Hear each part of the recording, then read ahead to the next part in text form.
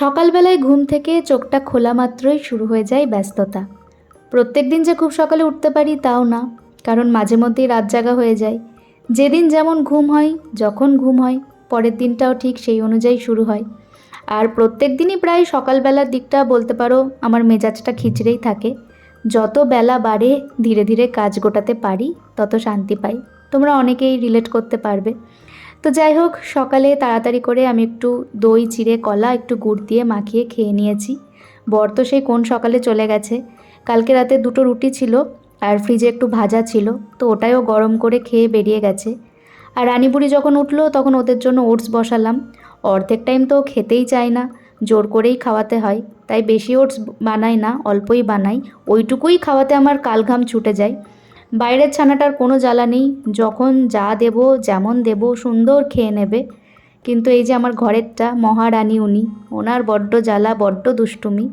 আমার জীবনের ধৈর্য শক্তি বাড়ানোর পেছনে আর কারণ না, এই রানী বুড়ির অবদান অনস্বীকার্য।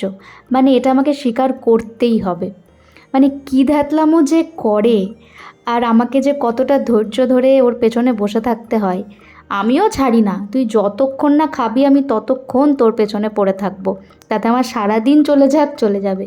ও যখন বুঝতে পারে যে আলটিমেটলি ও কিছু করতে পারবে না, ও নিরুপায়, তখন টুকটুক করে খাওয়া শুরু করে। তো যাই হোক, সকাল সকাল ভাতও বসিয়ে দিয়েছি। এই সসপ্যানটায় ভাত করলে আমি অল্পই জল দিই, যাতে আমাকে ফ্যানটা আর আলাদা করে না ঝরাতে হয়।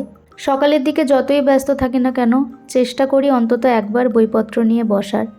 বেশ কয়েক বছর পর আবার পুরনো রুটিনে ফিরতে চাইছি। মনে হচ্ছে যেন আবার শুরুর থেকে সবটা শুরু করছি। তবে সকালের দিকটা বসলে এরকমই হয়, পড়ার ফাঁকে ফাঁকে কাজ হয় না, বরং কাজের ফাঁকে ফাঁকে একটু পড়া হয়তো হয়। বর মাঝখানে একবার এসে বাজারটা দিয়ে গেল। বাজারে কিছুই ছিল না সবজিপাতি, তো সবজিও দিয়ে গেল আর মাছটাও দিয়ে গেল। তো রান্নাটা বসিয়ে দিয়ে আমি এক ফাঁকে একটু পেঁয়াজের রস বার করে নিলাম, 2টো পেঁয়াজ কেটে। ওর মধ্যে একটা অর্ধেক লেবুও চিপে দিয়েছি। আর তার সাথে 2 চামচ নারকেল তেল দিয়ে ভালো করে মিক্স করে স্ক্যাল্পে ম্যাসাজ করে নিচ্ছি। যখনই আমার চুল পড়াটা বেড়ে যায় তখনই আমি এটা লাগাই, ম্যাজিকের মতো কাজ করে। পেঁয়াজে প্রচুর পরিমাণে সালফার থাকে, অ্যান্টিঅক্সিডেন্ট থাকে। এছাড়া স্ক্যাল্পের কোনো মাইল্ড কোনো সমস্যা হলে, মানে ড্যান্ড্রফ বলো বা কোনো ইনফ্লামেশন বলো বা হেয়ার লস, তো সেক্ষেত্রে কিন্তু পেঁয়াজের রস খুবই ভালো কাজ করে। তো এটা কিছুক্ষণ থাকতে থাকতে আমি বাদবাকি সমস্ত কাজ সেরে নিলাম। তা করতেই বর ঢুকলো।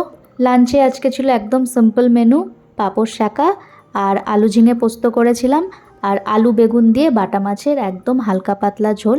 একদম কম তেল মশলায় আজকে রান্না করেছি। তো চলো এখন টাটা, ভিডিওর নেক্সট পার্ট আসছে খুব শিগগিরই, সঙ্গে থেকো।